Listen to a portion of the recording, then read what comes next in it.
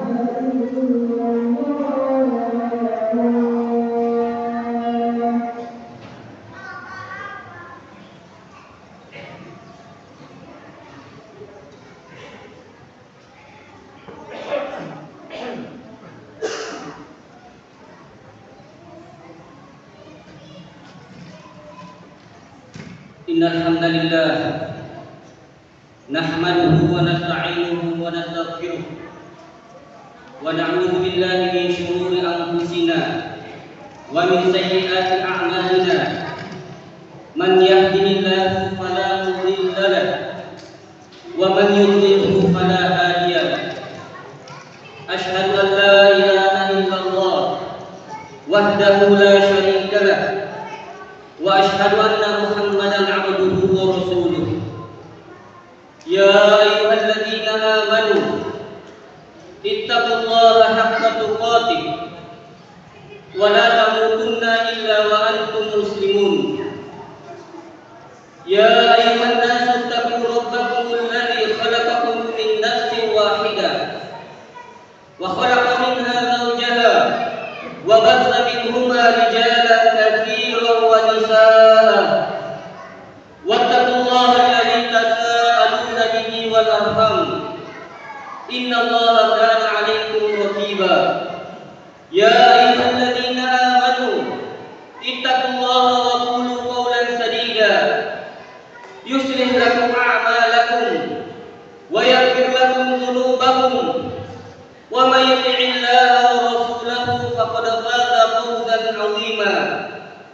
Amma ba'du, fa inna asdaqal hadithi kitabullah wa khairal hadi hadi Muhammadin sallallahu alaihi wasallam wa syarrul umuri muhdatsatuha wa kullu muhdatsatin bid'ah wa kullu bid'atin dhalalah wa kullu dhalalatin finnar.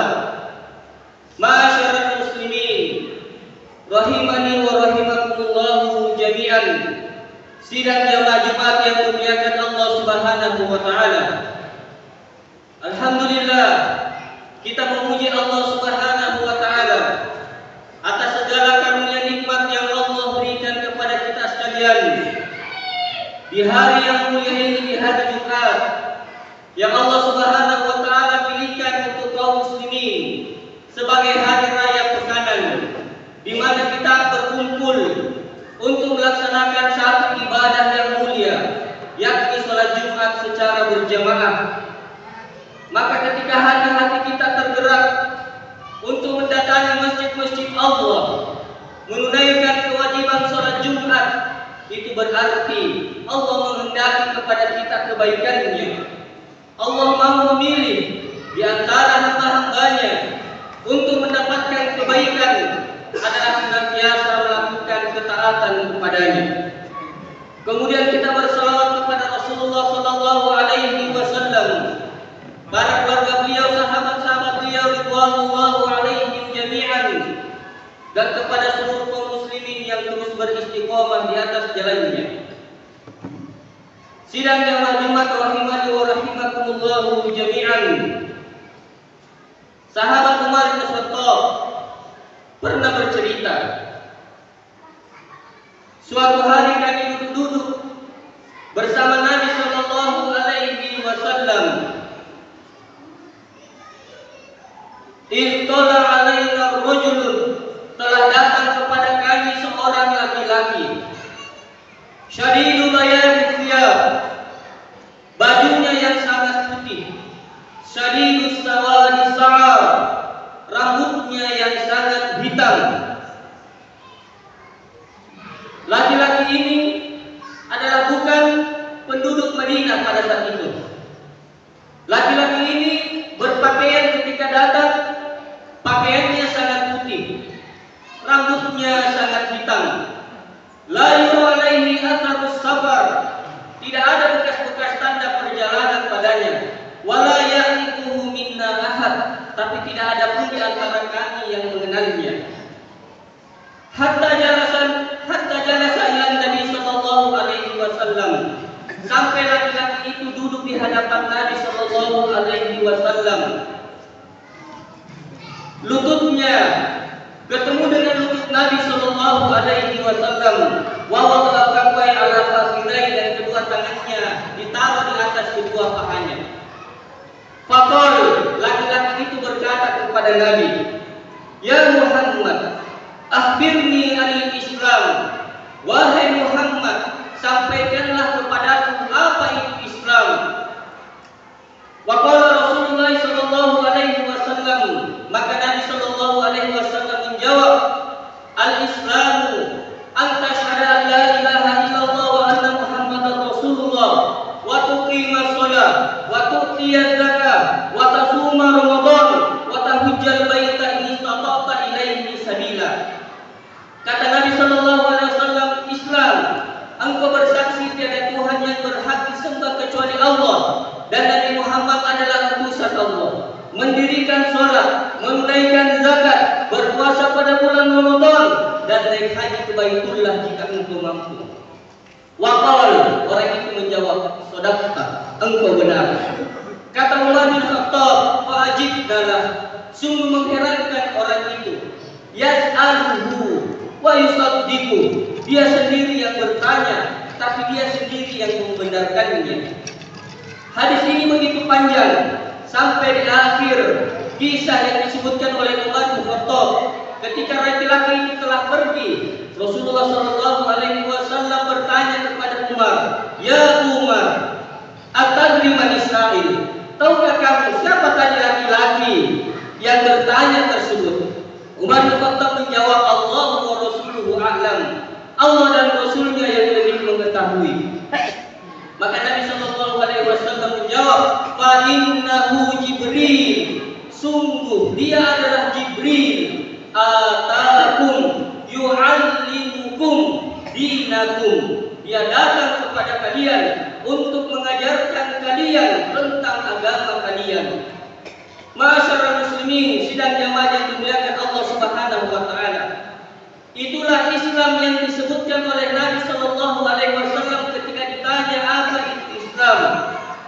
Agama yang sampai hari ini kita yakini, agama yang sampai hari ini melekat di dalam hati-hati kita, dan kita berdoa kepada Allah agar Islam senantiasa hadir di dalam kehidupan kita, di dalam jiwa-jiwa kita sampai mau menjemput. Wala tamutunna illa wa antum muslimun, dan janganlah kalian mati wafat, meninggal kecuali dalam keadaan beragama Islam, berserah diri kepada Allah Subhanahu wa taala.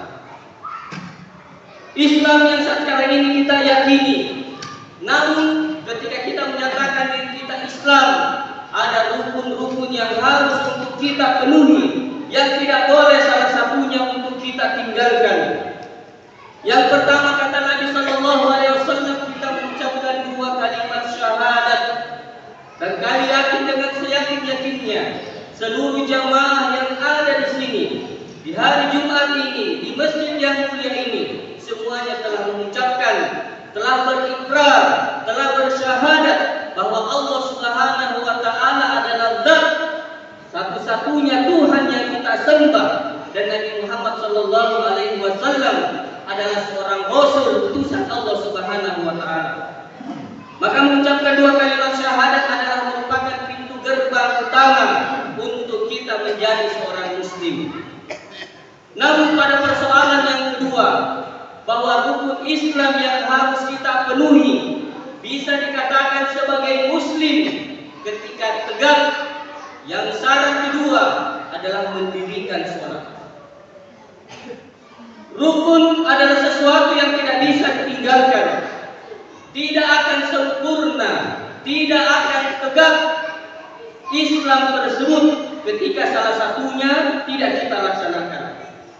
Di hari ini kita melihat kebanyakan kaum muslimin meremehkan, meninggalkan, mengacuhkan untuk melaksanakan sholat.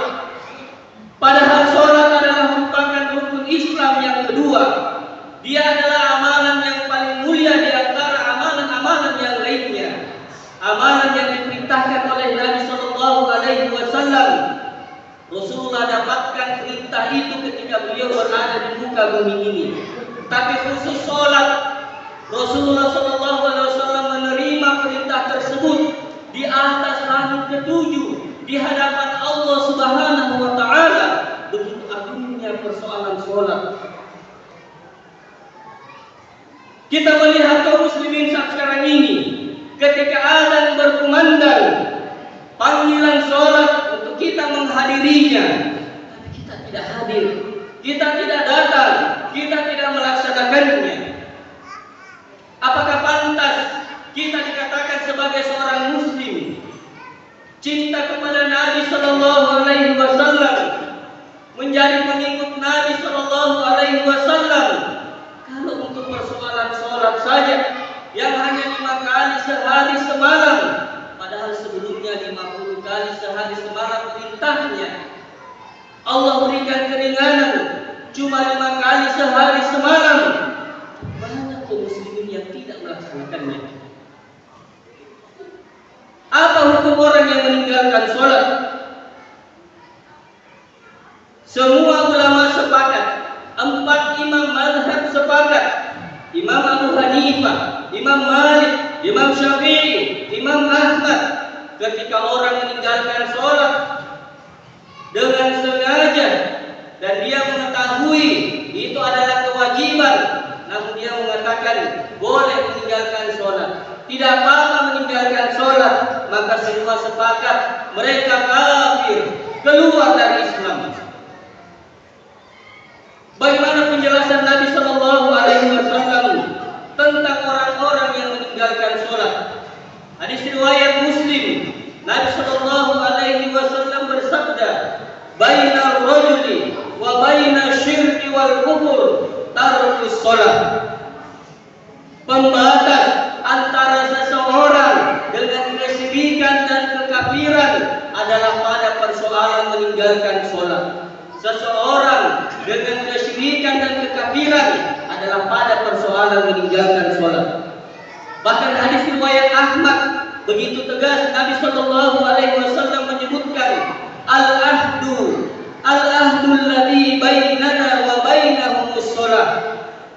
Perbedaan, pembatas, perjanjian antara kita dengan mereka orang-orang kafir adalah pada persoalan meninggalkan sholat, pada persoalan sholat. Faman tarakaha, siapa yang meninggalkan sholat, kata Nabi Sallallahu Alaihi Wasallam, faqad kafar, maka sungguh dia telah kafir. Yang menyebutkan kafir adalah Nabi sallallahu alaihi wasallam. Maka Umar bin Khattab mengatakan, kami sahabat tidak ada pun satu amalan yang kami yakini ketika kami tinggalkan itu bisa mengeluarkan dari Islam kecuali sholat. Sekarang bagaimana dengan diri kita? Yang sekarang ini sampai hari ini kita tidak mau melaksanakan sholat. Apa nanti yang akan kita pertanggungjawabkan di hadapan Allah Subhanahu wa taala?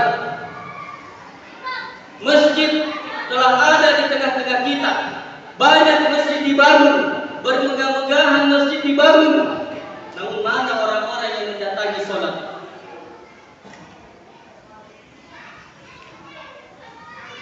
Ketika Allah Subhanahu wa taala memanggil kita melalui muadzin, hayya 'alas shalah, hayya 'alal falah, ayo salat, ayo menuju kepada kemenangan. Seolah-olah panggilan itu adalah panggilan yang mengganggu telinga-telinga kita. Seolah-olah panggilan itu adalah panggilan yang mengganggu pekerjaan-pekerjaan kita.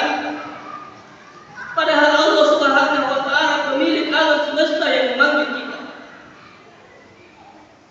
Ketika atasan kita yang memanggil, ketika bos kita yang memanggil, manajer kita yang memanggil, komandan kita yang memanggil, pontang-panting kita seru panggilannya, kita datang memenuhi panggilannya. Giliran Allah Subhanahu wa taala yang memanggil, mana hati-hati kita? Mana yang kita sebutkan diri kita adalah sebagai seorang muslim yang tunduk kepada Allah Subhanahu wa taala? Di mana hati-hati kita yang mengaku menjadi umat Nabi sallallahu alaihi wasallam? Maka persoalan sholat tidak boleh untuk kita sepelekan. Jadikan dia adalah prioritas dalam kehidupan kita. Apapun keadaan kita, tidak bisa kita sholat berdiri, kita sholat duduk. Tidak bisa sholat duduk, maka kita sholat berbaring. Berbaring tidak bisa menggerakkan, maka cukup dengan kedipatan mata. Bahkan saat perang berkecamuk sekalipun diperintahkan Nabi Shallallahu Alaihi Wasallam untuk melaksanakan sholat. Apa yang menghalangi kita untuk melaksanakan sholat? Tidak ada kecuali hawa nafsu kita, kemalasan kita. Padahal Allah mau memanggil kita menuju surganya. Allah cinta kepada kita. Dengan melaksanakan sholat Allah mau membersihkan dosa-dosa kita, mau menggugurkan dosa-dosa kita. Bukankah Allah Subhanahu wa taala menyebutkan ketika orang melaksanakan sholat sementara ruku dan sujud, dosa-dosanya ditaruh di atas pundaknya. Ketika dia ruku dan sujud, maka berguguran dosa-dosanya, berjatuhan dosa-dosanya. Namun kita adalah hamba-hamba yang tidak pandai bersyukur, berterima kasih kepada Allah Subhanahu wa taala.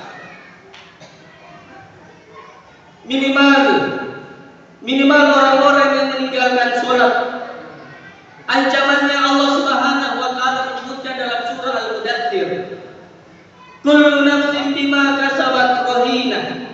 Setiap jiwa akan mempertanggungjawabkan apa yang telah diperbuatnya. Illa ashabal yamin, kecuali golongan kanan, di jannati yatasaalun, dia di dalam surga, yatasaalun, mereka saling menanyakan. Apa yang mereka tanyakan? Anil mujrimin, tentang orang-orang yang berdosa. Masalakakum fi saqar, penduduk surga akan bertanya kepada penduduk neraka. Masalakakum fi saqar, apakah yang menyebabkan kalian masuk ke dalam api neraka? Qalu, penduduk neraka berkata, lam naku minal musallin, dulu kami bukan termasuk orang-orang yang mendirikan sholat. Ini Al-Quran yang menceritakan. Maka pasti orang-orang yang tidak sholat Allah Subhanahu wa taala masukkan di dalam api neraka. kecuali surga Allah Subhanahu wa taala. Kehidupan dunia pasti akan berhenti. Kita pasti akan meninggal. Sejauh-jauhnya kita lari dari Allah, tapi pada hakikatnya kita jalan menuju Allah Subhanahu wa taala. Telah dikabarkan kepada kita, maka kalau kita mau menjadi penduduk surga, bukan menjadi penduduk neraka, maka mari kita tunaikan sholat yang cuma 5 waktu. Mari kita kembali kepada Allah Subhanahu wa taala. Mari kita sambut seruan muadzin ketika memanggil kita. Jangan kita lalaikan. Jangan kita acuhkan persoalan sholat. Persoalan sholat adalah ibadah yang sangat agung. Aqulu qauli hadza fastaghfirullah li wa lakum innahu huwal ghafurur rahim.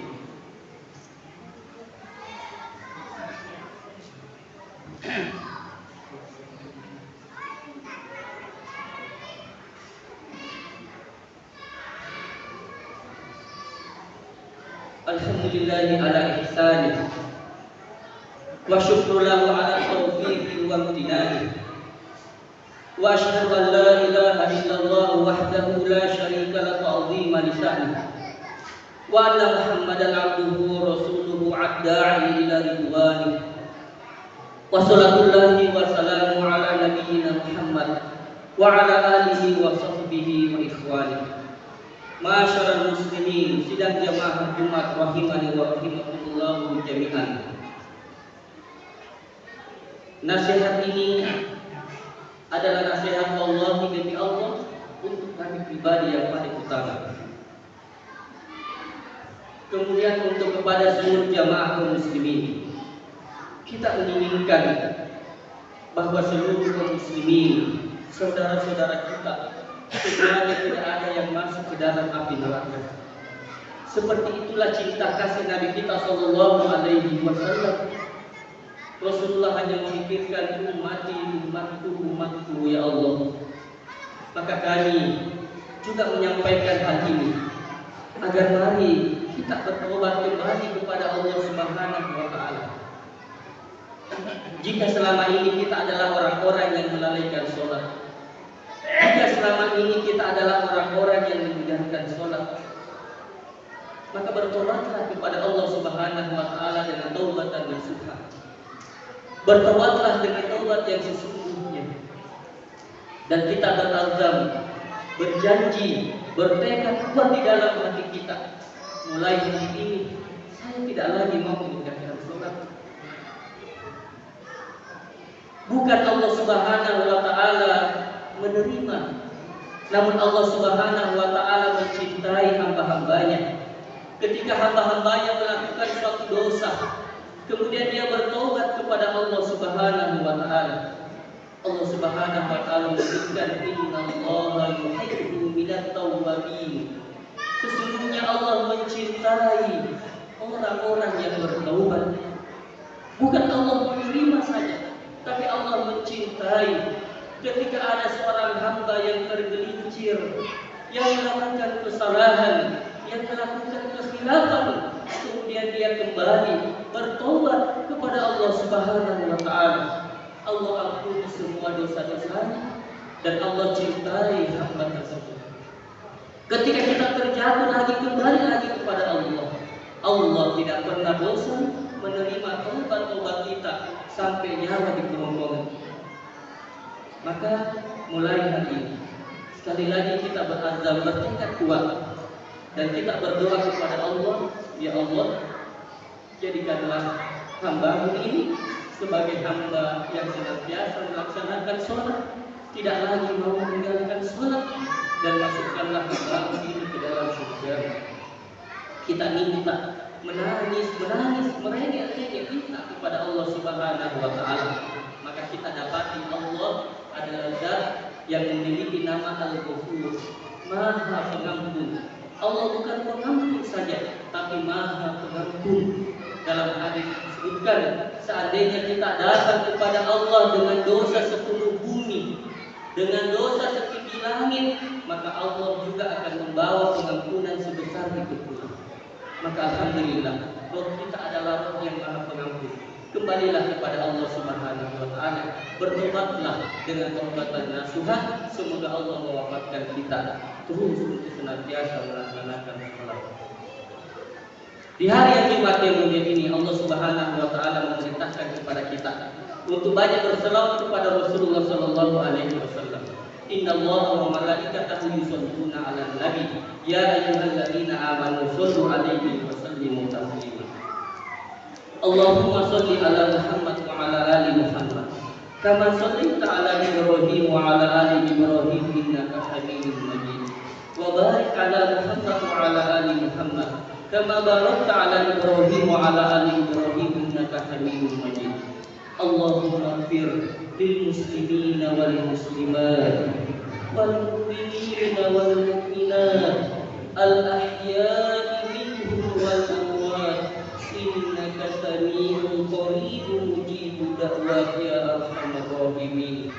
Rabbana zalamna anfusana wa in lam taghfir lana wa tarhamna lanakunanna minal khashirin. Rabbana la tuzigh qulubana ba'da idh hadaytana wa hab lana min ladunka rahmah innaka antal wahhab. Rabbana hab lana min azwajina wa dhurriyyatina qurrata a'yun waj'alna lil muttaqina imama. Rabbighfir lana waliwalidina Rabbighfir lana waliwalidina warhamhuma kama rabbayana shighara.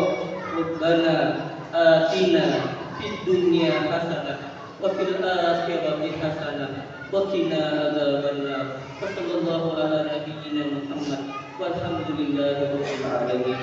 Aqim shalah.